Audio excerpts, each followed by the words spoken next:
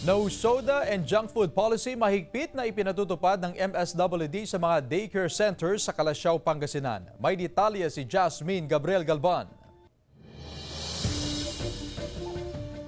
Mahigpit na binabantayan ng Municipal Social Welfare and Development Office ang mga pagkain ng mga daycare learners sa Calasiao, Pangasinan. Hindi pinapayagan ang pag-inom ng soda at pagkain ng junk food.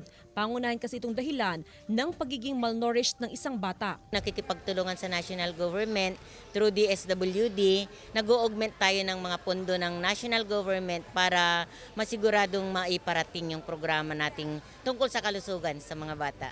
At para matiyak na masustansyang ipinapakain sa mga bata, namamahagi ng pagkain ng MSWD sa lahat ng daycare center.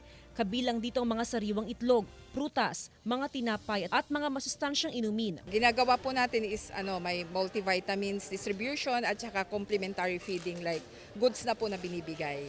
Malaking bagay para sa mga magulang ang libreng pakain sa mga daycare learner. Malaking tulong. Siyempre, nutrient din sa mga bata. Ganun. Sa assessment ng municipal nutritionist, nakikita nilang epektibo ang 120 days feeding program sa mga daycare learner dahil sa pagbaba ng malnutrition rate sa bayan. Mula sa may 30 bata na malnourished noong 2022, bumaba ito sa 5 bata noong 2023. Umaasa ang LGU na wala ng mga batang makararanas ng malnutrition ngayong 2024. Kasama si Jing Dakanay, Jasmine Gabriel Galban, One North Central Luzon.